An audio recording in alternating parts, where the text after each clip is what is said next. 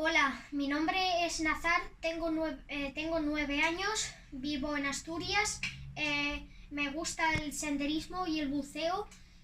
Hacemos rutas de montaña con mi papá, Dima, que también es un montañero.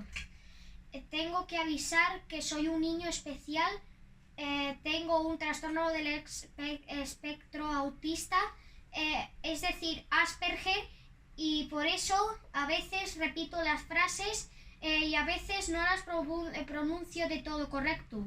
He decidido de lanzar mi propio canal para subir los vídeos y contar historias sobre el senderismo, el mar y la naturaleza de Asturias en general. Asimismo, este canal me va a ayudar a mejorar mi lenguaje y mi forma de expresarme, pero que sea interesante y útil para algunos de vosotros.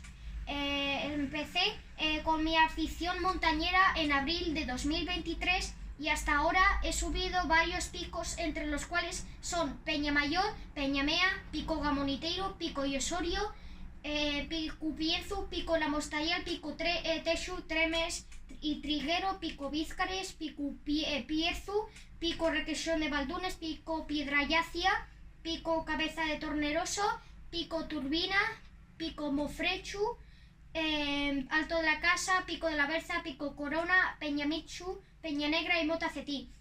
La próxima montaña que vamos a subir en septiembre es Peñarrueda, nuestra primera montaña de las Ubiñas, con su altitud de 2151 metros. Esperamos hasta que haga un buen tiempo y arrancamos desde el pueblo de Lindes. Os voy a subir un vídeo de la cumbre.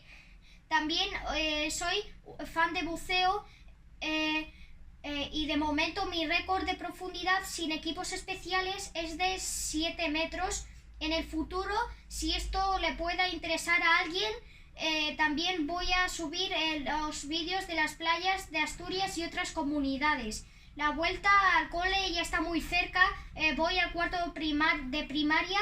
Durante el curso espero seguir con este canal, mejorar mis habilidades y competencias comunicativas y alegraros con los vídeos de vuestro interés. Si tenéis alguna pregunta o comentario, por favor dejadlos a continuación debajo de este vídeo. Muchas gracias por vuestra atención. ¡Hasta pronto!